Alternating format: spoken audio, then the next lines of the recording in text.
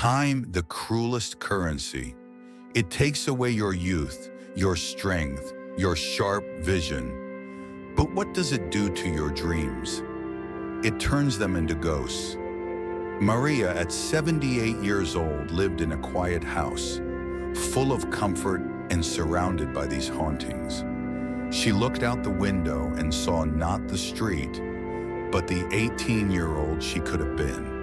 Her dream was history, but her story was written by obligations. At 20 years old, the money that would pay for her college was consumed by family debt. The choice was not between studying and not studying. It was between ambition and unconditional love for her family. She chose sacrifice. The graduation dress was put away, the enrollment canceled. Maria married, had children, and her life was a testament to dedication to others. She was an exemplary mother and wife, but with each passing year, the silence of the house seemed to scream louder the name of the historian who never existed. The husband was gone. The children had their own lives. Retirement brought financial peace, but imposed the loneliness of purpose. Maria felt the weight of being just Grandma Maria. She needed something that was hers. It was her granddaughter, a young woman unafraid of the future, who, by chance, found the canceled diploma at the bottom of the closet. "Grandma, you still have time. Why not?" The granddaughter's voice was light, but her words fell like stones on Maria's heart. The registration, the first class, the shame. Maria tried to hide in the back of the room, hoping not to be noticed. But how could she not notice a lady who seemed like the mother of all the students? Technology was a barrier, the pace, overwhelming.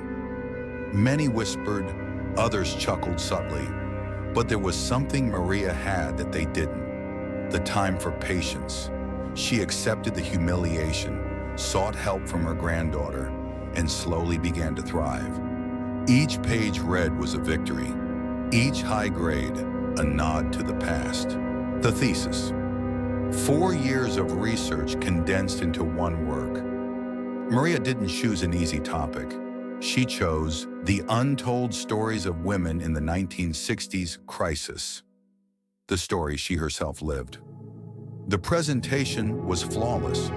When the professor declared her the highest grade, Maria didn't just cry. She was liberated. It wasn't about the piece of paper. It was about proving to herself that the 58-year sacrifice wasn't the end, but a long and painful preamble. On graduation day, Maria looked to the sky. She didn't become a great world historian. She became something far more important: the historian of her own life. The 18-year-old girl, trapped in time, finally got her chance. May Maria's story serve as a reminder: as long as there is breath, there is time to start again.